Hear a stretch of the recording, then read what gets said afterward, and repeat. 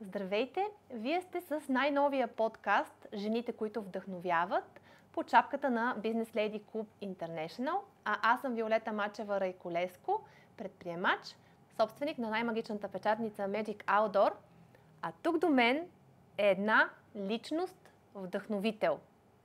Мирослава Велева Радкова. Добре дошла, Мира! Ти наистина си личност вдъхновител, защото спечели. За поканата, да, с тази награда ме удостоих тази година Business Lady Club, за което съм изключително благодарна и това е повода да гостувам в това прекрасно ново начинание, което правите. Ти си всъщност един от нашите първи гости, именно защото си много вдъхновяваща жена, дама, личност, човек с голямо Ч. И аз много се радвам, че се съгласи да ми гостуваш. И за мен е голямо предизвикателство, защото ти имаш толкова дълга история, че не знам как ще се вместим във времето, но ще се постарая да извадя от теб неща, които може би другите хора не знаят.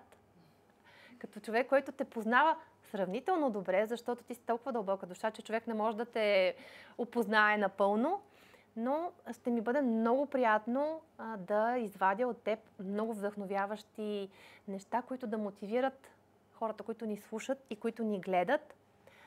Мира е мой приятел на първо място.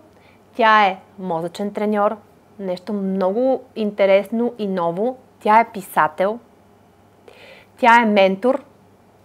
Тя е човек, който вдъхновява, мотивира, обучава. Също така тя има една изключителна дарба да създава красота, тъй като тя много дълги години е била и маникюрист. И това е нещо, което мен много ме впечатлява, защото толкова много неща обединява тя в себе си и това е показателно, че човек, когато иска, може. И именно за това искам да си поговоря с нея и да я питам първия ми така по-интересен въпрос. Нейният път към успеха, той е бил дълъг, но трънлив ли е бил, Мира, твоя път към успеха? Към всички тези неща, които ти си в момента. Би могло да се нарече, че е бил трънлив, но аз по-скоро ще го нарека изпитателен. Ще се опитам с малко думи да дам много стойност в това наше интервю. И ще ти кажа така. За мен себеразвитието на един човек минава през това да се предизвиква, да се създава трудности и неудобство, да си тества лимитите и да си прави живота труден, защото когато ни е трудно, всъщност ние тогава учим най-добре. И дори да има моменти на страдания или на провали, аз тази думичка, между другото, я нямам в моя речник, както няма много отдавна е думичката грешка. Заместила съм ги с опитност и с предизвикателства и вярвам, че колкото повече предизвикателства си поставяме и колкото повече опитности си позволяваме, толкова по-капацитетни и стойностни ставаме, толкова повече решения можем да даваме на хората, толкова повече хора можем да вдъхновяваме. И в такъв ред на мисли, ако пътя е бил трънлив и ако е имало моменти на страдание, ако сега с моя път успявам да вдъхновявам хората да се предизвикват и когато им е трудно да се радват, че учат, то това означава, че съм осмислила това цялото страдание и можем да му кажем каквото решим. Аз знаеш ли защо използвах думата трънлив? Защото ти си от един много красив български град с много традиции и всъщност затова използвах и трънлив, защото има символика. Би ли ни казала къде си родена? Родена съм в град Дряново. Това е едно малко китно градче в централна България, но всъщност до 7-ми клас съм живяла и учила в село Царева ливада и аз много се гордея именно с тази ми селска жилка, тъй като човек, ако е бил на село и може да дойде в София и да направи име и да извърви пътя, който аз извървях за 10 години, откакто съм тук в София, то тогава няма никакво значение къде си се родил, къде си живел и къде си учил. Всъщност смятам, че това даже ти е помогнало, защото Всъщност това е свързано и втория ми въпрос. По-сладко ли е, когато знаеш, че пътя на успеха до голяма степен си го извървяла? Не бих казала сама, но си се борила сама и идвайки в София, ти си нямала всъщност тази основа, която много хора имат тук. По-сладко ли е сега? Чувстваш ли се по-добре, по-успешна, по-силна? Винаги, когато човек постига всичко сам и знае, че го дължи на себе си, първо му е по-сладко, както каза ти, а второ му е и по-ценно и по-скъпо и след това, когато сам си платил цената за растежа си и си минал през всякакви опитности, болки и страдания, след това в трудните моменти ти е много по-трудно да се откажеш. Докато в един растеж, независимо за какъв бизнес говорим, неминуемо има трудни изпитателни моменти пред следващото ниво. Ако някой ти е дал нещо даром или ти го е подарил, ти много по-лесно се отказваш, след като не си платил никаква цена. Знаейки всъщност, че на теб всъщност ти се налага да работиш от много крехка възраст, да се бориш сама в живота, да се грижиш за двоите две прекрасни момичета. Аз ги познавам, имам честа да ги познавам, твоите прекрасни дъщери, Божидар и Рая, райско цвете. Но ти всъщност започваш да се бориш много рано в живота сама и откъде тръгна твоя път? Какво беше първото начинание, което ти реши да направиш, за да можеш сама да изкарваш своята прехрана и да се реализираш? Откъде тръгна? Първо беше салона ми за маникюр в Дряново и едни така доста дълги 7 години аз бях единствен маникюрист в този град, но може би на 4-та или 5-та година, тъй като не ми стигаше дохода, за да издържам двете деца, бях така или иначе водещата фигура, която осигуряваше финансите в моето семейство, ми се налагаше да работя на 2 места и работех в 2 съседни града. След това опитах на сезонна работа на морето, тъй като там цените са по-високи, има повече работа и съответно опитах 2 лета така, но докато ме нямаше лятото, пък появиха се други колежки и клиентите почнаха да избират и да се разпределят и в един момент реших, че ми трябва и някаква сигурна работа. И тогава стартирах като търговски представител само за 8 месеца и след това вече бях регионален менеджер в една бутилираща компания за минерална вода. И всъщност това, което правех там, ми даваше сигурността на заплатата. Върших другата творческа работа, която креативна личност като мене неминуемо трябва да има в ежедневието си. И така трупах опитност за работа с хора и развитие на екипи и се предизвиках постоянно и непрекъснато. Това беше първото. Първото беше салона и може би едни 10 години го съчетавах с работата. Ти си била първия маникюрист в Дряново, след това ставаш търговски представител и само за 8 месеца ставаш регионален. За колко региона отговаряше? Когато напуснах преди, мисля, че вече са 6 години отгоре на Баня, отговарях за 6 района. 6 района. Цяла централна и северо-западна България. Да. Това показва, че ти всъщност имаш изключително големи способности търговски, преговори, срещи, комуникация. Да. Как се съчетават? Аз направо не знам как се съчетава маникюрист, предприемач, корпоративен човек, мозъчен треньор, писател, ментор. Кое най-много те радва? Или някакси събирател? Това е събирателно. Да, много добре го каза на финала, защото всичко се е появявало в последствие от предишна опитност и е дало ефекта на натрупването. Това, че съм била от страна на човек в сферата на услугите. След това съм била човек, който е създавал и управлявал екипи. След това съм била човек, който е внедрявал продукти на пазар, където има жестока конкуренция. Минералните води, когато започвах, имаше 3 марки, които бяха другите 2 в пъти по-глобални от това, което предлагах аз, с много по-голямо портфолио и съответно с много по-големи рекламни бюджети. Но това ми умение да съм визионер, да се подготвям и да си познавам качествата на продуктите, които предлагам и комуникационните ми способности. Също така и точността ми, да бъда човека, който моята дума ще бъде закон и ако аз нещо кажа и той излезе от устата ми, ще се случи по начина, по който съм го казала. Много важно. Да, за 10 години това ми изгради едни невероятно лоялни, дългосрочни и много стойностни взаимоотношения, тъй като аз работех с складове в всички тези градове, собственици на складове, които продават всякакъв вид алкохолни и безалкохолни напитки. И повечето бяха мъже, средно интелигентни и под, с пари. Да. Не ти е било лесно.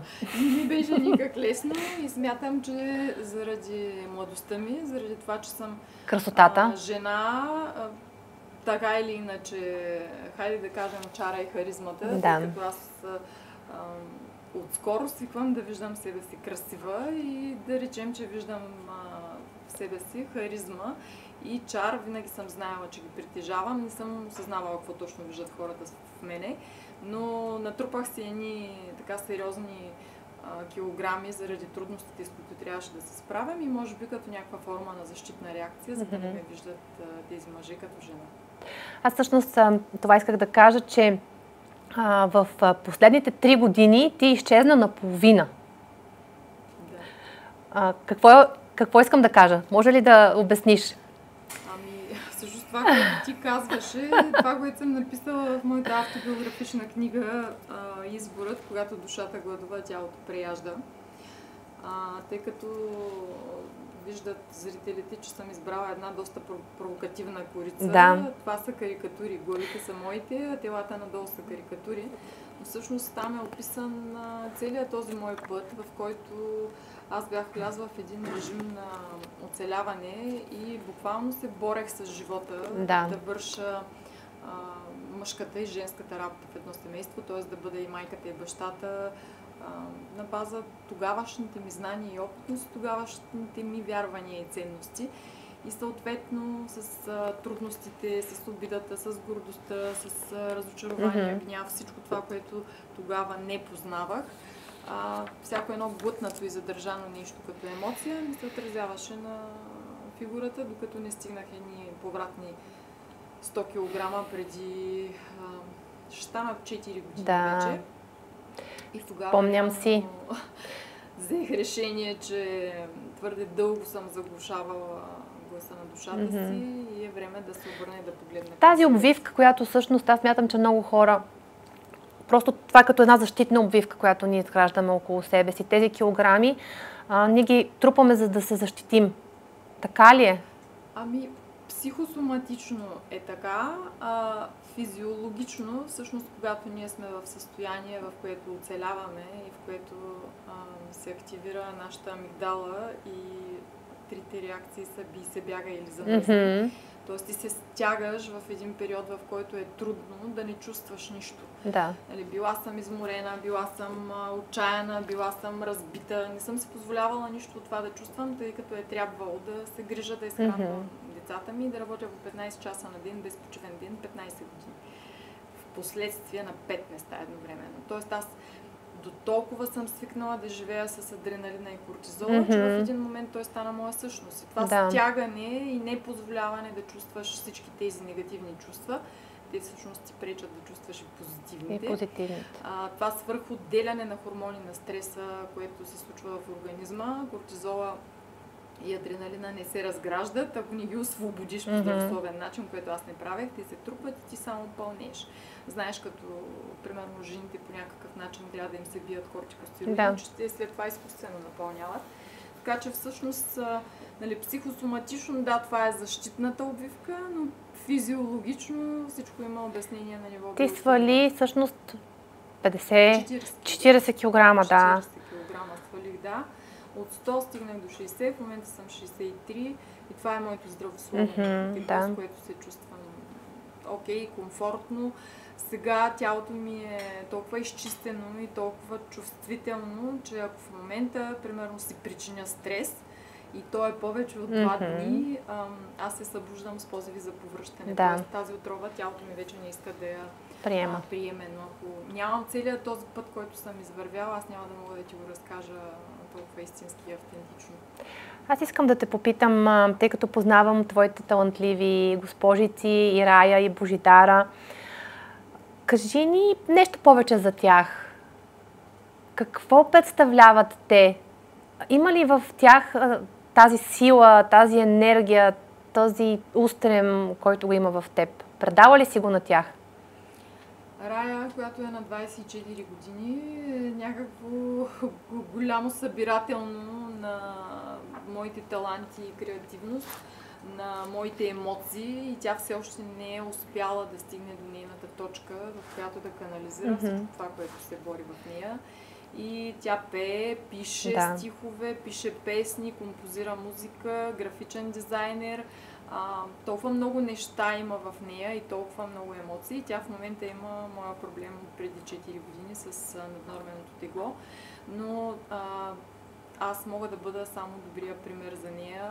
Не мога нищо да изпестя от нейния собствен път. Тя трябва да го извърви. Да, така че вярвам, че тя ще намери себе си в близките няколко години. Божидара е много интересна.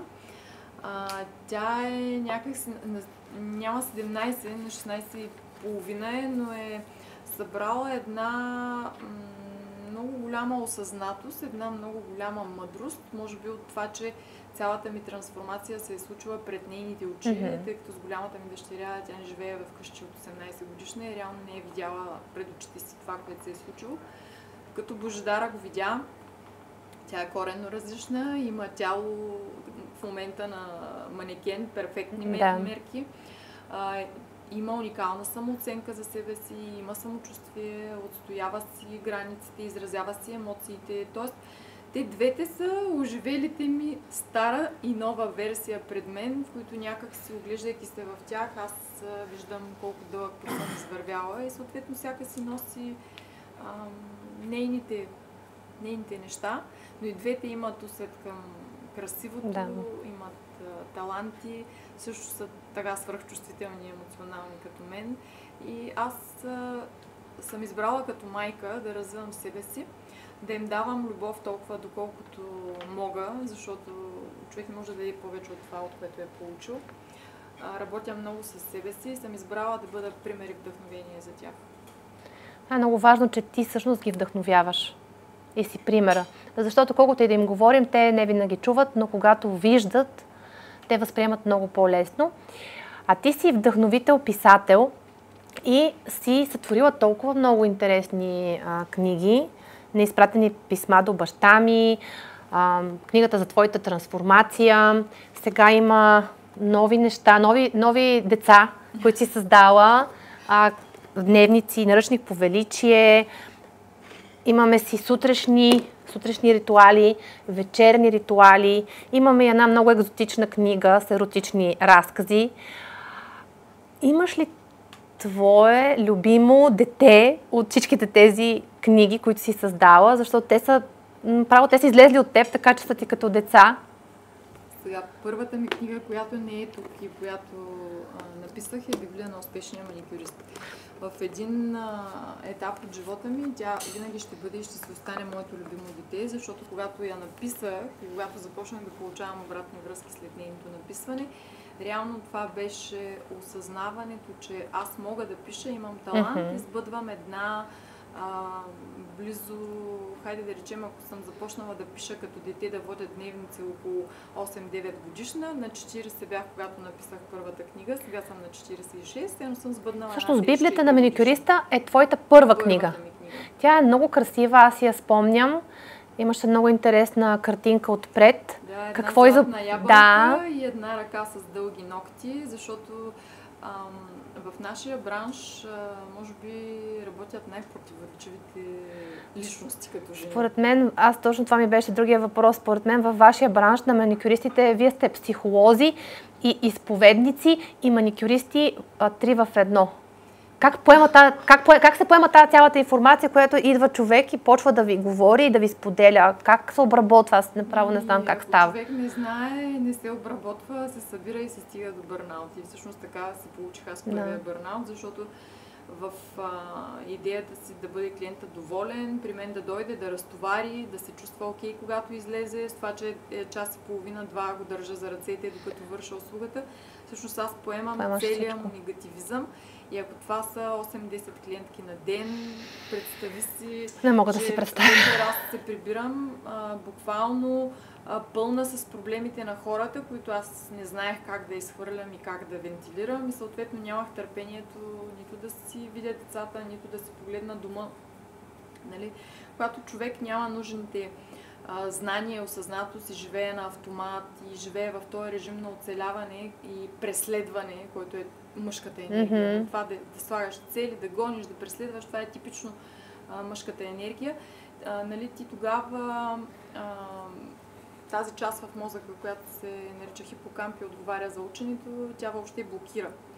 И влизаш в един такъв автоматичен режим, който има простичкото име на български работохолизъм. Пристрастяваш се към адреналина, към кортизола, не учиш нови неща, спираш да виждаш въобще живота като възможности, виждаш го само като борба и като ти останат 2 часа свободни, се чудиш какъв бизнес да хванеш. Та, общо взето, аз внесох за първи път личностното развитие в сферата на маникюра.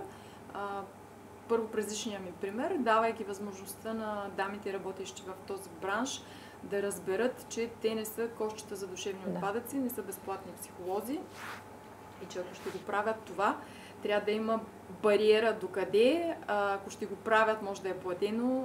Имам 50 момичета в моя екип, които работят и преподават с брандовете, които дистрибутираме. Тези хора са минали коучинг, сертификация при Мозес на Лока и те имат вече знанията и уменията как да се справят с тази емоционална помия, която им се изсипва. Това е много, много важно и е хубаво, че го споделяш, защото хората, които ни слушат и ни гледат, които са в този бранш, бюти бранша, според мен могат много да си вземат и да те потърсят, твоя съвет, как да се справят с този целия стрес и тази цялата информация, която те поемат.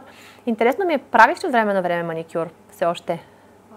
Не, вече не правя, може би 10 години, вече съм дошла в София и честно казвам не ми се прави, защото бях стигнала онзи таван, когато толкова вече ти е дошло до гуша от работа и от клиенти, че буквално идва този момент на отвращение, който ти трябва да достигнеш. То е един вид дъно в професията. Разбирам те много добре. Да, за да знам, че ме разбираш, но според мен ти още не си го достигнала. И във време.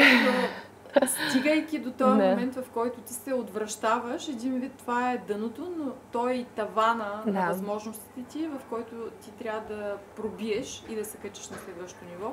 Така че в една степен това въобще не ми липсва и мисля, че ми залипсвало, но самото изкуство като изкуство и като креативност, сега в момента съм в съвсем друг период от живота си, когато толкова много вече съм събудила женската си енергия, толкова много ми се живее в тая лекота, в тая тишина, в тая способност да се пълня и да привличам, а не да преследвам. Да. И тези нови, всъщност ти ги нарече нови мои деца. Но да, ще ни кажеш ли повече за тях? Те са инструменти, тъй като хората в днешно време много искат лесни неща, които да следват. Искат практики, искат едва ли не вълшебното хапче, нали, такива бързо действащи инструменти, които много бързо да им разрешат проблемите и да им дадат ефекта на натрупването. И всъщност нещо, което за мен е работило през последните 5 години, това е благодарността като емоция. Тя е близка до безусловната любов като вибрация, над 400-500, тази таблица на, ако не се лъжа, беше доктор Джо Хокинс, има достъпна в Google, могат да потърсят хората, за да видят, че най-бързият начин да влезем в висока вибрация, това е да се чувстваме благодарни, но истински благодарни. И има много хора, които хайде ще говоря за себе си. Има моменти в живота, когато много елементарни неща, които много хора навън ги нямат, но ние ги имаме и толкова сме свикнали с тях, че не ги оценяваме и започваме да хленчим, че нямаме нещо, а всъщност ако сменим фокуса си в това какво имаме, че първо сутрин се събуждаме, имаме покрив над главата си, имаме възможността да станем да изпием едно вкусно кафе, имаме възможността да седнем, да си попълним един красив дневник, на топло сме, имаме храна, имаме възможност да си учим децата, имаме кола. Имаме толкова много неща, които ние сме приели за даденост и, примерно, можем да оценим само ако... ще дам пример. Преди 2 дена бях на представянето на книга на един много скъп за мен човек. Това е Росен Карамфилов. Писател, поет, художник, музикант, който от 32 години е с детска церебрална парализа. Този човек с такова величие стои в тази инвалидна количка и толкова силен дух има, че когато ти го видиш как той е съгласен да пълзи, само и само да се придвижи, да лети с духа си, само и само да остави нещо след себе си, а ти нямаш никакво оправдание да хленчиш и да казваш. Да брънкаш и се оплакваш. Затова простичко едно нещо ще кажа. Ако някой си мисли, че е зле, нека намери някой, който е по-зле от него, да отиде да му помогне и тутък си енергията и благодарността му ще се връщат. И всъщност това, което съм създала, е неща, до които аз съм достигала като осъзнаване, като практика, като знание. Вкарала съм ги в красиви систематизирала си ги, да. Това е много важно. С написаната теория, кое как работи на биохимично ниво, на физическо ниво, защо да се прави, защо 90 дни с ретроспекция на 7-я, на 21-я, на 90-я дни, когато минаваме абстиненция, когато се надига съпротива, когато преминаваме през тези изпитателни периоди, когато искаме да направим нещо ново, но стария модел с страшна сила ни тества и ако ние не се познаваме, много бързо се чупим и се връщаме обратно. Затова тази дума, с която ти ме посрещаш, вдъхновител. Това е вдъхновение в дух нов е ние. Тоест, всеки човек, който ще чуе този подкаст, ако си вземе малко от моя дух и малко от духа на Росен, когато му е трудно, ще си спомня за този момент. Защото ако е просто мотивация, ти си мотивиран 7 дни, като те плясне първата абстиненция, си се отказал и си се върнал с йо ефект, в което и доста и по-лошо даже според мен е състояние. Да, и после идва едно чувство, ето провалих се, ето нищо не става от мене, ето даже не трябва да опитвам, нали? Това е причината, поради която много хора стоят на едно и също място. Всъщност, знаеш ли каква простичка истина открих много скоро? Има една категория хора, които се наричат свръхчувствителни хора. Свръхчувствителни. Между другото, това ще бъде името на моя собствен подкаст, в който аз ще разказвам вдъхновяващите истории на тия хора. Тези хора се раждаме, защото и аз съм от тях, и моите 2 деца са от тях, оказва се, че и съпруга ми е от тях, нали, ние се привличаме, някак се намираме. Чувстваме реалността по различен начин. Пример, ако ти чувстваш нещо, като го хванеш като 100%, 100 волта, аз го чувствам като 500 волта. Това много повече ме изморява, много повече ме изтощава. Ако не съм разбрала този дар, който всъщност го имам и не съм го канализирала. Той се приема като голяма тежест и като голяма обърканост, ако ти не си насочил тая жизнена, креативна енергия, която носиш.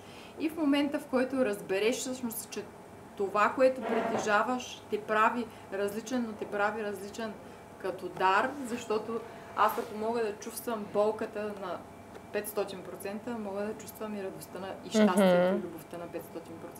И това ми дава едно съвсем друго качество на живот, едно съвсем друго качество на емоция и на осъзнатост, на креативност, на препредаване. Аз, когато пиша моите книги, буквално изпадам в някаква друга реалност и всичко оживява в главата ми. И когато хората четат, ако сме на една вибрация, аз съм ги привлякла, те откриват себе си и преживяват себе си през моите разкази. Абсолютно терапевтично се чувствам в момента, честно да ти кажа. Слушам те, съпреживявам, вниквам. Наистина имаш дар. Имаш дар да караш хората да се замислят. Благодаря ти. Ще ти кажа между другото, защото ти няма да ме питаш най-вероятно този въпрос, но преди 2 години, точно когато почина втората ми баба, която беше жива. Аз си спомням всъщност, да. Да, ние мисля, че бяхме на морето. Бяхме на морето, да. Аз тогава четях една книга, Неопитомена. Гленън Дойл. Да. Много хубава книга, препоръчвам на всяка дама да я прочете, Mm-hmm. но тази дама е мой набор горе-долу. Тя е действаща и в момента писател. Тя пише само мемуари, само автобиографични книги за нейните преживявания. Тогава, когато прочетох за смъртта на нейната баба и преживяването, защото баба я умира и се ражда племенницата й в разстояние от няколко часа и тя трябва да реши къде да отиде първо. И тогава се замислих много дълбоко на това нещо и сутринта, като се събудих, имах съобщение от майка ми. Ако аз не бях прочела тази книга и бях взела това по този начин, щях да го преживявам много по-тежко.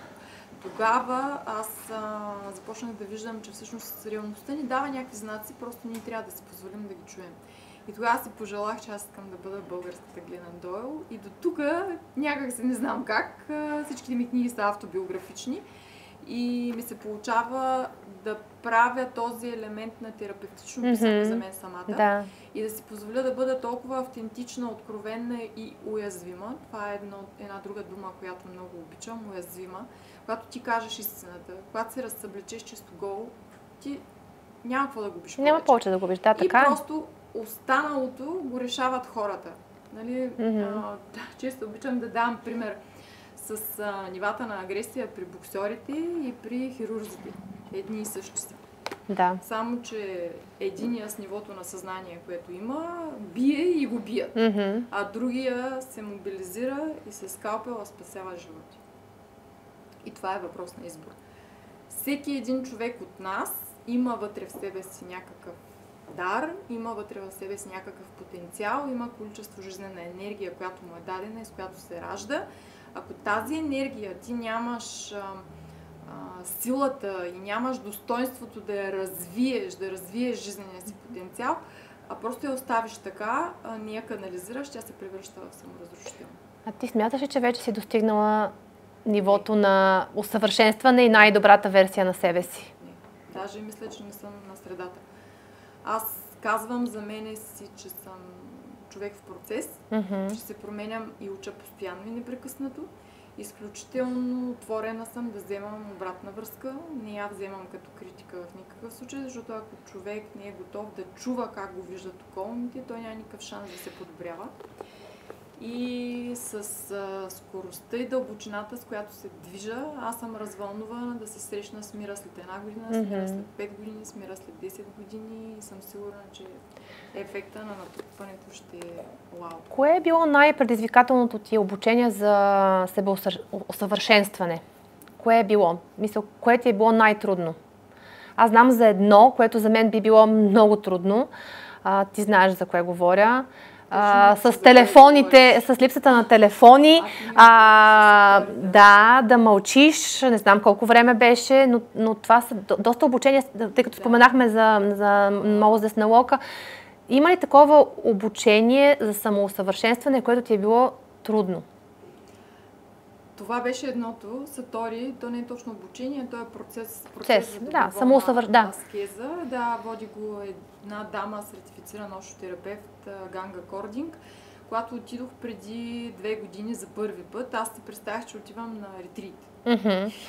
Въобще не знаех как протича процеса. Съответно, нали, знаеш, когато човек има някакви очаквания и тия очаквания не му се оправдаят, изведнъж гръмват невероятни съпротиви. И съответно, когато останах без телефон, с веган храна, не си комуникираме помежду си, не ползваме грим, не ползваме козметика, някой ти казва, ще правиш това, ще правиш това, има си 3 часа динамични медитации. Колко време беше? 6 дена беше първия път, аз издържах 5, но още ми се надигнаха съпротивите още същата вечер. Съпротивите, когато се надигат, те се надигат под формата на телесни симптоми. Това са температура, гърло, главоболие, суполиси, хрема, цикъл, всичко, каквото може, почва да излиза.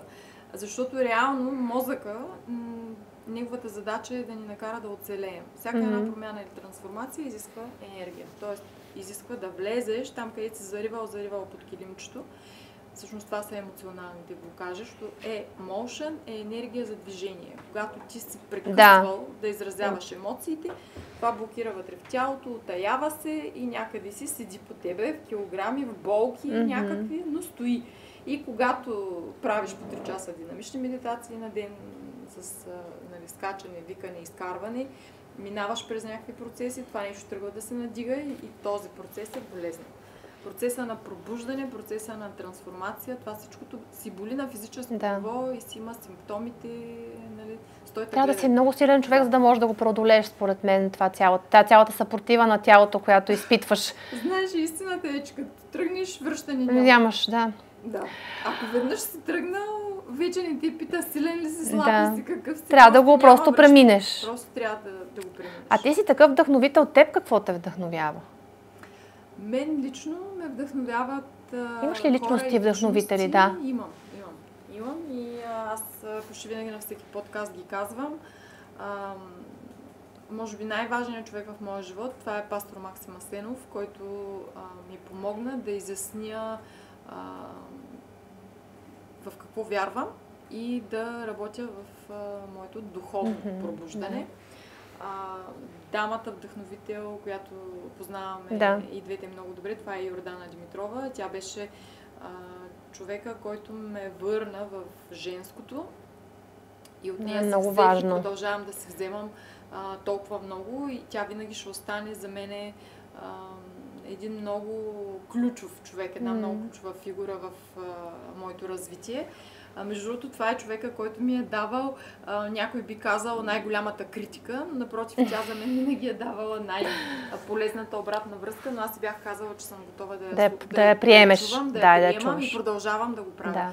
Винаги, когато ми го казва, тъй като травмите ни не изчезват, те винаги са живи и когато някой те критикува, детето вътре в теб реагира по-детски, но аз винаги съм съзнателна и будна да се овладея и да разбера, че това, което чувам, просто е обратна връзка как ме вижда човека и ако за мен е важно, ще го подобря.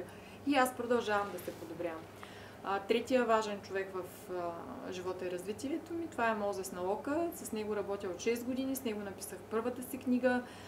Нито един от тях не е по-маловажен от другите. Те и тримата са много специални за мен. Четвъртия ми ментор, това е Питър Сейдж, също е една уникална личност и вдъхновител, има 2 книги на български. И в годините съм ползвала много хора и много ментори и често казвам, че аз съм плод на това да уча от тези хора в дълбочина, да се потапям по 3, 4, 5, 6 години около тези хора. Знаеш, Джим Рон казва, ние сме средното кратно на 5 човека, с които комуникираме, прекарваме най-много време. Реално аз си оставям време достатъчно да се потопя, за да може експертността на тези хора да стане част от моята идентичност и аз съм събирателната на тези хора. И Мозес и Йордана са били говорители и са участвали на конференциите на Business Lady. Мозес беше последно сега на Brand Talks, Йордана беше на Business Lady, една от конференциите. Говорихме си много за бизнес, говорихме си за себеусъвършенстване, говорихме си за децата, за твоя път. Искам да завърша с нещо, което не си говорихме за него. Кажи ми нещо повече за любовта и как тя присъства в твоя живот. Сега като ми го каза и тутък си изникна в главата ми образа на моя съпруг Чавдар Радков, който ти познаваш като Чочо, тъй като са семейни приятели и всички така го познават. Мисля, че олицетворението на любов в моя живот е той. Да. Това, което съм... Също ревно. Значи, това, което съм към ден днешен, аз съм благодарение на него и на неговата подкрепа. Мъжете в нашия живот са много важни. Точно това си говорихме и с създателя на Business Lady Даниел Димитров, че ние имаме нужда от тяхната подкрепа, имаме нужда от това хем да ни издигнат, хем да ни приземят, да ни структурират, да ни организират, да ни подкрепят.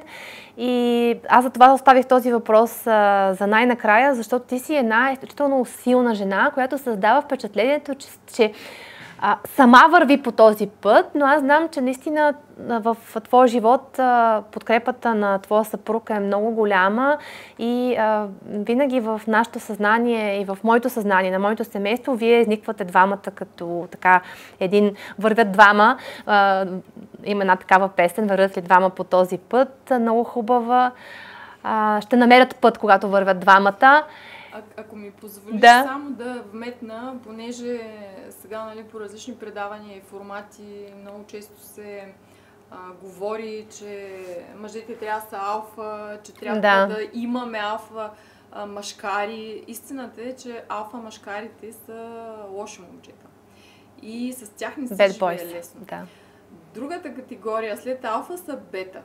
Те не се борят непременно да се състезават с жената, те са подкрепящи. Ако виждат, че жената има талант, има сила, има воля и има визия, тези мъже избират да застанат като един стабилен гръб и те са повече отглеждани от майчина фигура в живота си. Съответно, женската душевност им е позната и близка и са много окей с това да бъдат, ако кажа второстепенна роля, някой ще помисли, че... Подкрепяща по-скоро. Не е второстепенна, а по-скоро тя е важната роля. Защото ако аз не е бил той, аз няма да бъда това, точно което така. съм. Имаше момент, в който ние като се запознахме, малката ми дъщеря беше на 9 месеца, той буквално я отгледа. Да. В тия 15 години, в които аз работех, и това беше изцяло мой избор, той избра да се стане зад мен и да ме подкрепя в това, в което аз имам нужда. И никога не ме е разочаровал в това отношение. Трябва да ти кажа, че имаме невероятна симбиоза. Аз съм зодия Риби, той е зодия Лъв. Нали, уж не вярваме в зодии, но по никакъв начин този съюз астрологично интересен ви е съюза, да. Много е интересен, Риби, огън и вода. Огън и вода и тази чувственост и тази страст, която всъщност е привична на лъвовете. Много се радвам, че завършваме именно с този отговор, който ти ми даде за любовта, защото любовта е вдъхновение и може би любовта е другото твое вдъхновение в живота. И искам да ти благодаря, че беше наш гост, един от първите гости на подкаста "Жените, които вдъхновяват". Много благодаря на Мира за нейното присъствие, за нейната подкрепа. Аз изех много от този разговор и съм ти изключително благодарна.